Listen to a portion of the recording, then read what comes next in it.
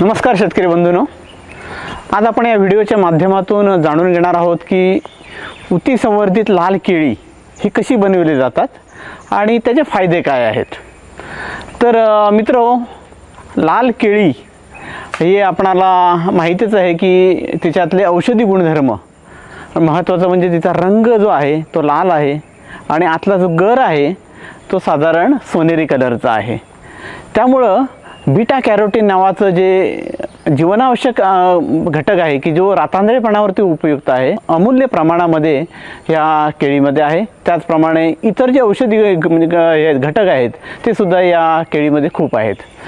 त्यामुळे ऊती संवर्धित केळीचंच एक वैशिष्ट्य असं आहे की ही जी केळी असतात तर ही सर्व एक समान असतात आणि त्याच्यामध्ये जे त्याच्या मदर प्लांट म्हणजे जे आईचे गुणधर्म जे असतात तर ते केळी ही जी केळीची रोपं आपण तयार करतो ते सर्व गुणधर्म त्याच्यामध्ये उतरलेले असतात।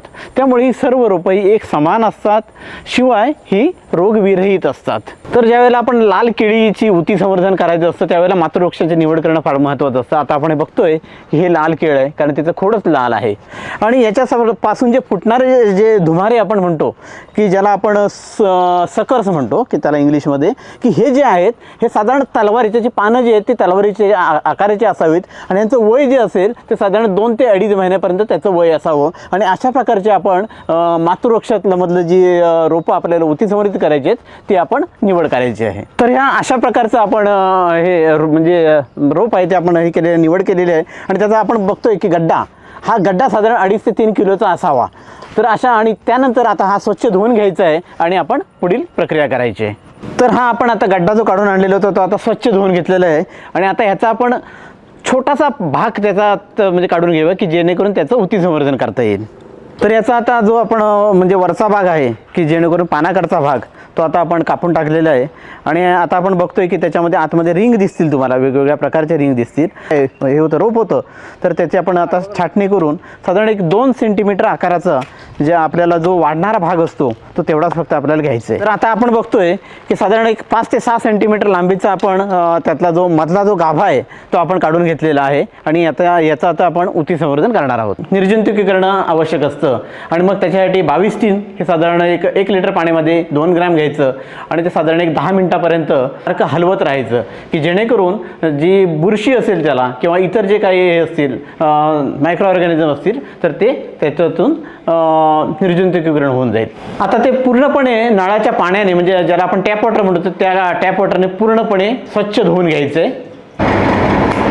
आता आपण बघतोय की जो आपण मगाशी जो गड्डा काढलेला होता तो गड्ड्याचा जो आतील भाग होता की ज्याच्यातून अंकुर फुटणारे असतात तर ते आता आपण लॅमिनार एअरफ्लो समोर आणलेले आहेत आणि ते निर्जंतुकीकरणाचं काम आता साधारण 15 मिनिटं झालं की नंतर मग आपण त्याची साईज जी आहे म्हणजे जे त्याचं साईज हे कमीत कमी म्हणजे करणार साधारण ते 2 ते 2.5 सेंटीमीटरपर्यंत असेल।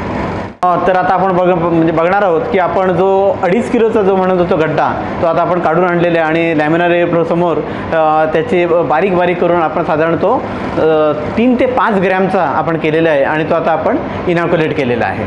आता आपण बघतोय की जे आपण इनॅक्युलेट केलेलं जे आपण त्याला एक्सप्लांट म्हणतो की ते आता आपल्याला महिन्याचं आहे, साधारण 21 ते 22 दिवसापर्यंत त्याची वाढ झालेली आहे आणि ते आता फुगलेलं आहे।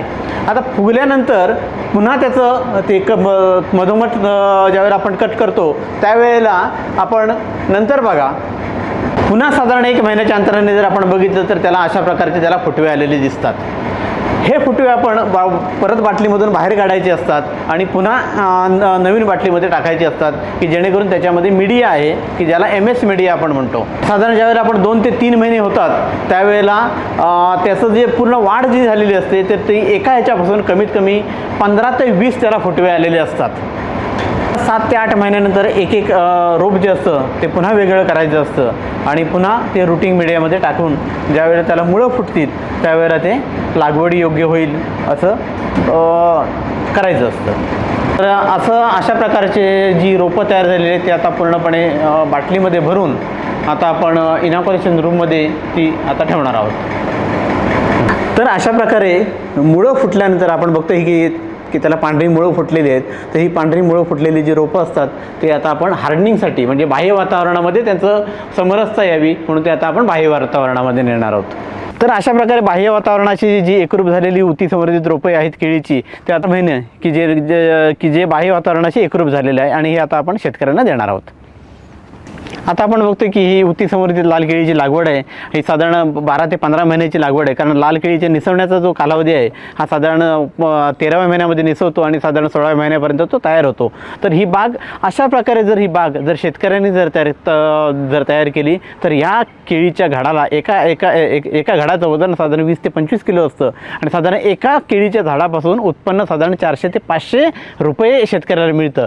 तर अशा प्रकारे लाल केळीची ऊती संवर्धित रोपे जर शेतकऱ्यांना पाहिजे असतील तर त्यांनी वनस्पती जैवतंत्रज्ञान केंद्र कृषी महाविद्यालय दापोली येथे 3 महिने पूर्वी आगाऊ त्याची नोंदणी करणे आवश्यक आहे आणि ज्यावेळेला आपण नोंदणी करू त्यावेळेला 10% रक्कम ही अनामत रक्कम म्हणून जमा करायची आहे आणि उर्वरित 90% रक्कम ज्यावेळेला 3 महिन्यानंतर रोपे घेऊन जाल त्यावेळेला जमा करायची आहे. तर अशा प्रकारे ही ऊती संवर्धित लाल केळी जी असतात तर ती लाल केळी जर एकदा लावल्यानंतर मग तुम्हाला साधारण 3 वर्ष हा फायदा तुम्हाला मिळत राहतो. तर अशा प्रकारे जर तुम्हाला जर शेतकरी बंधूंनी जर लागवड केली तर आपण त्याच्यामधून जास्तीत जास्त उत्पन्न घेऊ शकाल.